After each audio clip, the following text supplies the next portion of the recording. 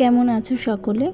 আজকে হলো 28 অগস্ট। এখন বাজে হলো সকাল 9টা। ঘুম থেকে উঠেই ফ্রেশ হয়েই চলে এসেছি এক গ্লাস জল আর অনেকগুলি বিস্কুট নিয়ে। কারণ সকালবেলা ঘুম থেকে উঠলে না প্রচণ্ড খিদে পেয়ে যায়, সেই জন্যই সকাল সকাল জল বিস্কুটটা দিয়ে সকালটা শুরু করি, দেন ড্রাই ফ্রুটসগুলো খাবো।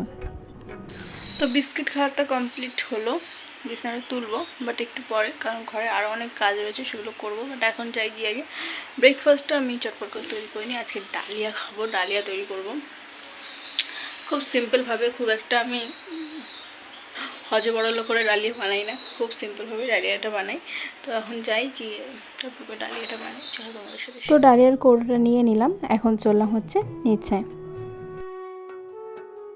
নিচে এসেই একটু রোজিকে আদর করে নিলাম, তারপরে যাব হচ্ছে ডালিয়াটা বানাতে। তো ওকে না আমি প্রায় এখন বেশি আদর করি না, সেই কারণে ও কিন্তু মনে মনে অনেক দুঃখ পায়। বাট ও সেই দুঃখটা প্রকাশ করতে পারে না। আমাকে যখন দেখে তখন হাঁ করে আমার মুখের দিকে তাকিয়ে থাকে, সেটা দিয়েই বুঝি যে ও মনে মনে দুঃখ পায়। এখানে আমি ডালিয়ার জন্য আলু, গাজর আর টমেটো আর কাঁচা লঙ্কা কেটে নিয়েছি, পেঁয়াজ দেবো না। তো কুকারটা বসিয়ে দিয়েছি, কুকারে দিয়ে দেবো তেল। তেলটা গরম হয়ে গেলে আমি তেলের মধ্যে 2টো শুকনো লঙ্কা দিয়ে দিয়েছি, সামান্য একটুখানি সাদা জিরে ফোড়ন দিয়ে দিয়েছি। তারপরে কেটে রাখা গাজর, আলু, টমেটো, কাঁচা লঙ্কা সমস্ত কিছু দিয়ে দিয়েছি। আর লবণ হলুদ দিয়ে ভালো করে নাড়াচাড়া করে একটুখানি ভেজে নিয়ে তারপরে ওর মধ্যে ডাল, মুসুরের ডাল আর ডালিয়াটা দিয়ে সামান্য জল দিয়ে আমি এখন প্রেশার কুকারটা বসিয়ে দিয়েছি। ততক্ষণ আমি 2টো জলের বোতল খালি আছে, সেই জলের বোতল 2টো ভরে নিই। তো এদিকে আমার ডালিয়াটাও হয়ে গেছে, এটা একটু ঠান্ডা হোক তারপরে খাবো। আর আমি যখন ভয়েস দিচ্ছি ভিডিওতে প্রচণ্ড কষ্ট করে, বিকজ আমার নিজের ডোজি আছে, সে চিল্লাচ্ছে, পাশে তো আশেপাশে লোকজন চিল্লেই যাচ্ছে, পাশের বাড়িতে কাজ হচ্ছে, সেখানে প্রচণ্ড পরিমাণে আওয়াজ হচ্ছে, মানে সব কিছু একদম মাঝখানে পড়ে গেছি আমি কষ্ট করে ভয়েস দিচ্ছি, কারণ তোমাদের সাথে শুধুমাত্র ব্লগটা শেয়ার করবো বলে।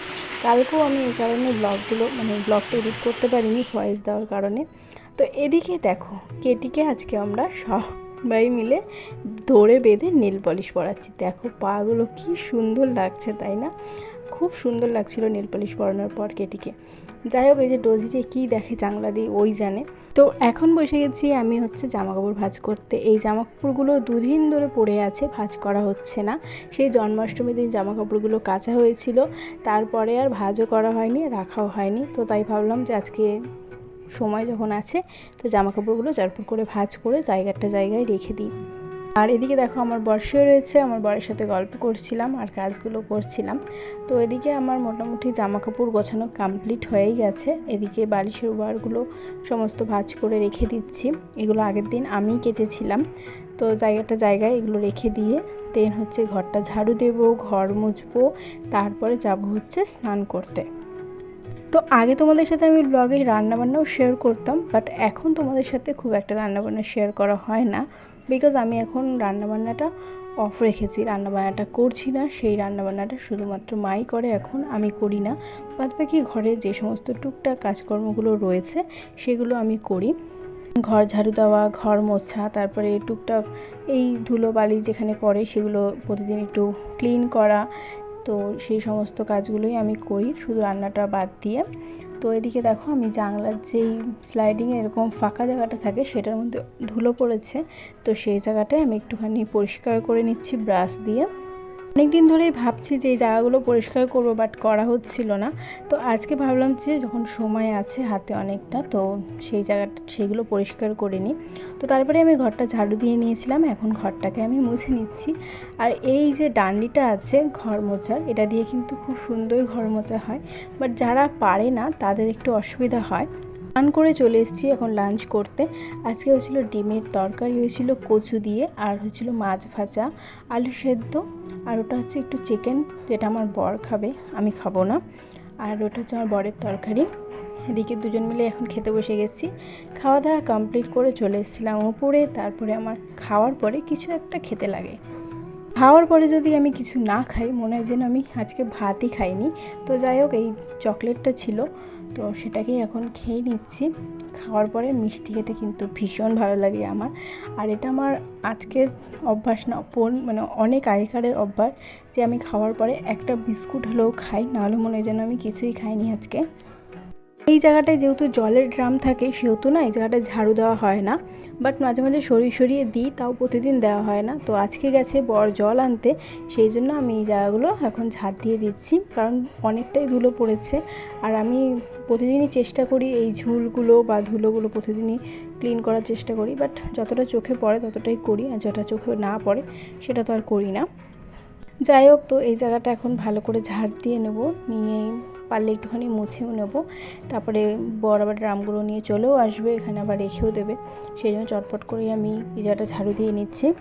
তারপরে একটুখানি ঘুমিয়ে পড়েছিলাম, ঘুম থেকে উঠলাম 7টার সময়। আর এখন হচ্ছে আমি আমার প্রোটিন পাউডারটা খেয়ে নেব। গরম জল করে নিয়ে এসেছি, এখন হচ্ছে প্রোটিন পাউডারটা গুলে প্রোটিন পাউডারটা খেয়ে দেন তারপরে কিছু একটা খাবো। আগে প্রোটিন পাউডারটা খেয়ে নিই। প্রোটিন পাউডারটার মধ্যে কোনো স্বাদ নেই, না নুন, না মিষ্টি, না টক, না ঝাল। যাই হোক, তারপরে প্রোটিন পাউডারটা খাওয়া শেষ করে আমি চলে গেছিলাম ম্যাগি বানাতে। ম্যাগি বানিয়ে নিয়ে চলে এসেছি। আর ম্যাগির মধ্যে দেখো আজকে কত কিছু দিয়েছি, লঙ্কা দিয়েছি, সয়াবিন দিয়েছি, টমেটো দিয়েছি, মানে আমি যা তা যখন যেমন ইচ্ছা হয় তেমন রান্না করে খেয়ে নিই। মানে খেতে তো ভালো হয়, খেতে তো খুব একটা খারাপ হয় না, বাট সেটা যেরকমই রান্না হোক না কেন আমি ঠিক করে খেয়ে নিই। তো এদিকে দেখো আমি কাঁটা চামচ আনতে ভুলে গেছি, সেজন্য আমার খেতে একটু অসুবিধাই হচ্ছিল।